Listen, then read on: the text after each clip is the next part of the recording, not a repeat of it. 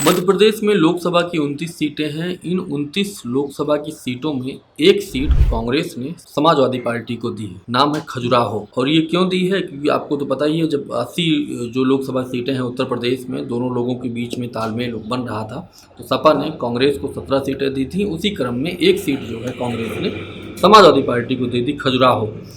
अब इस सीट पर जो समाजवादी पार्टी की उम्मीदवार हैं मीरा यादव, उनका कल नामांकन निरस्त हो गया है। अब इन निरस्त नामांकन क्यों हुआ है, उसके पीछे दो कारण गिनाए हैं किसने। जो रिटर्निंग ऑफिसर हैं, साथ में पन्ना के कलेक्टर भी हैं, नाम है उनका सुरेश कुमार मिश्रा।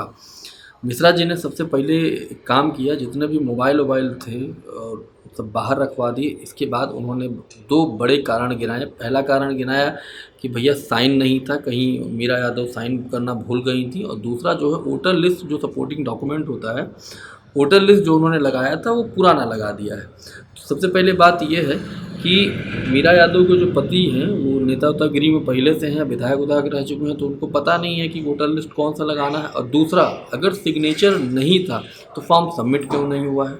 इस तरह की बातें समाजवादी पार्टी के लोग कह रहे हैं। किस तरह एक साजिश के तहत जो है उनका नामांकन निरस्त किया गया है। अब जो है सुरेश कुमार जो मिश्रा हैं के बारे में जिस तरह आरोप लग रहा है, आप देखिए स्क्रीन पर, ये थोड़ा घबराए हुए से भी दिख रहे हैं। जब लोग उनसे सवाल कर रहे हैं भैया कैसे हो गया, ये सर ऐसे होगा, ये ऐसे नहीं होना चाहिए था, किस तरह घबराए हुए दिख रहे हैं। अब ये घबराए हुए क्यों दिख रहे हैं, क्योंकि इस सीट पर, खजुराहो सीट पर, बीजेपी के जो प्रदेश अध्यक्ष हैं विष्णु दत्त शर्मा, वो चुनाव लड़ रहे हैं। और इस बार ऐसा बताया जा रहा था कि उनकी हालत बहुत ख़राब है, बहुत डामाडोल टाइप की स्थिति इस बार उनकी होने वाली थी। तो यही सब कैलकुलेशन जो है से सारी चीज़ें लगभग हुई हैं। और मीरा यादव नहीं, लगभग 5 लोगों के नामांकन निरस्त हुए हैं, 14 लोग अभी रह गए हैं।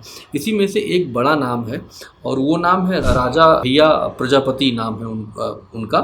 और वो जो IAS रह चुके हैं, और साथ में वहाँ पे कोई अंग्रेजी पढ़ाने वाला कोई स्कूल वगैरह भी चलाते हैं, जहाँ पर गरीब बच्चों को अंग्रेजी पढ़ाते हैं। वो कुल मिला के सोशल वर्कर हैं।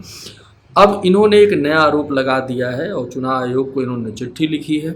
चिट्ठी में उन्होंने आरोप लगाया है कि जब से ये नामांकन निरस्त हुआ है इनका, मीरा यादव का, इसके बाद उनके ऊपर भी दबाव बनाया जा रहा है। उन्होंने कुछ फ़ोन नंबर भी बाकायदे उस चिट्ठी में लिखे हैं। इस नंबर से मुझे फ़ोन आया था, ये भाजपा का नेता बता रहा था खुद को, और कह रहा था कि प्रजापति जी आप जो है अपना नामांकन वापस ले लीजिए, क्योंकि 8 तारीख उसका आखिरी डेट है, 3 बजे तक लगभग, तब तक वापस ले लीजिए।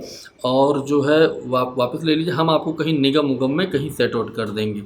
और ये इकलौता फ़ोन नहीं था, कई सारे उनको इस तरह से फ़ोन आ रहे हैं। तो इसीलिए उन्होंने चुनाव आयोग को चिट्ठी लिखी है कि इन नंबरों पर जांच की जाए, ये कौन नंबर है। क्या वाकई इस बार BD शर्मा जी निर्विरोध जीतने का मूड बनाए हुए हैं। हो भी सकता है, कौन सी बहुत बड़ी बात तो है नहीं भाई। हालत ख़राब थी तो जाहिर सी बात, अगर इस तरह कर रहेंगे तो मोदी जी भी उनको शाबाशी देंगे। या तो हो सकता है कि मोदी जी ही लोगों को देख रहे हों कि ये जो नया मास्टर स्ट्रोक मैं खेलूँगा तो इस पर कितने लोग उछलते हैं। जैसे होता नहीं है कि जब टेस्ट करते हैं तो पहले सुई लगा के टेस्ट करते हैं कि कितना उछलेगा। तमाम तरह की अब उछलने की बारी ये थी कि अखिलेश यादव ने तुरंत जो है स्क्रीन पर देखिए क्या कुछ उन्होंने कहा। इसके बाद जीतू पटवारी ने तमाम लोगों की इस पूरी घटना को लेकर बयान भी आ गए हैं।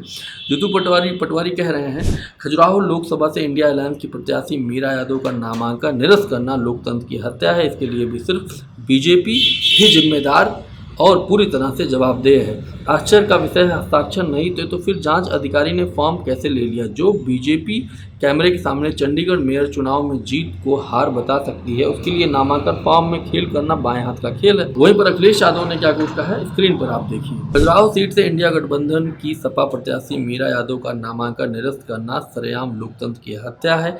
कहा जा रहा है कि हस्ताक्षर नहीं थे तो फिर देखने वाले अधिकारी ने फॉर्म लिया ही क्यों। ये सब बहाने हैं और हार चुकी भाजपा की हताशा। जो न्यायालय के कैमरे के सामने छल कर सकते हैं, वो फॉर्म मिलने के बाद पीठ पीछे क्या क्या साजिश रचते होंगे। भाजपा बात में ही नहीं, काम में भी झूठी है। समस्त प्रशासनिक तंत्र को भ्रष्ट बनाने की दोषी भी। इस घटना की भी न्यायिक जांच हो। किसी का पर्चा निरस्त करना लोकतांत्रिक अपराध। तो भैया इस तरीके से लोग उछल रहे हैं। मोदी जी अब इसको देखेंगे कि वाकई विरोध हो रहा है तो हो सकता है बैक हो जाए।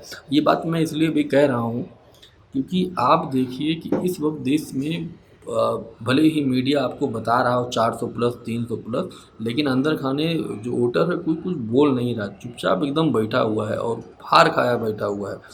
तो ये जो है हो सकता है कि इस बार मोदी जी के लिए मुश्किल हो जाए, हो सकता है। वैसे हम लोग मध्य प्रदेश को लेकर भी सोच रहे थे, छत्तीसगढ़ को लेकर भी सोच रहे थे, लेकिन वहाँ खेल गया सब, खेल हो गया सब कुछ।